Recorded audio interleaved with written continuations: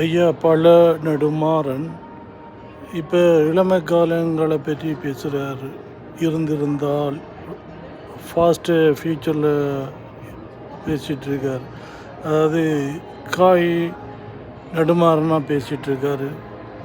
பிரபாகரன் உயிரோடு இருந்து ராமசாமியும் உயிரோடு இருந்தால் என்ற கணக்கில் பேசுகிறார்.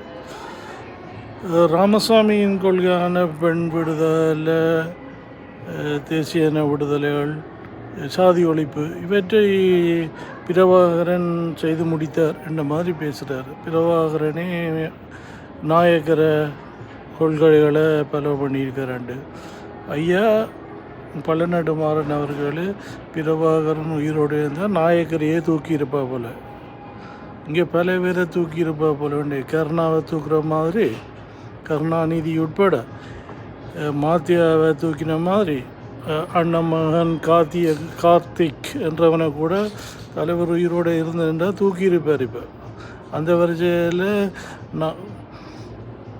ராமசாமியும் தலைவரால் தூக்கப்பட்டிருப்பார்.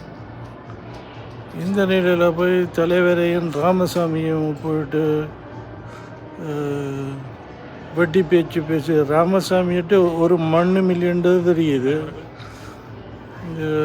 இப்போவும் ராமசாமியாட்டு ஏதோ இருக்குன்னு சொல்கிறக்காண்டி பிரபாகரனை செய்ததே ராமசாமியோடைய புரியும். ராமசாமி தமிழ் ஜாத்தியின் தீண்டாத ஒரு ஜென்மம், தீண்டத்தகாத ஒரு ஜென்மம்.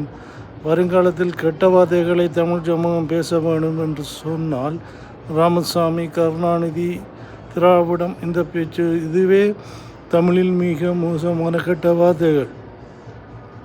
தமிழ் சமூகம் திராவிடத்தின் பின் நுழைந்திருக்கின்ற இந்த தெலுங்கர்களையும் சில இஸ்லாமியர்களையும் இனங்காண வேண்டும். இவர்கள் தமிழ் சமூகத்துக்கு எதிராக தொடர்ச்சியாக தமது நலனுக்காக பேசி வருகிறார்கள்.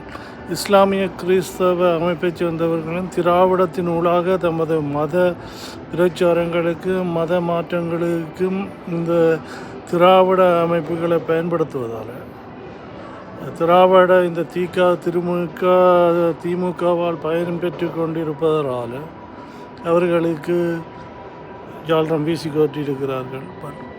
மொத்தத்தில் தமிழ் சமூகத்துக்கும் தமிழ் மண்ணுக்கும் எதிரான பல நிகழ்வுகள் நடந்து கொண்டிருக்கு.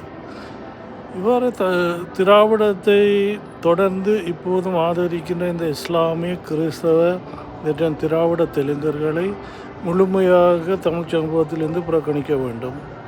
தமிழர்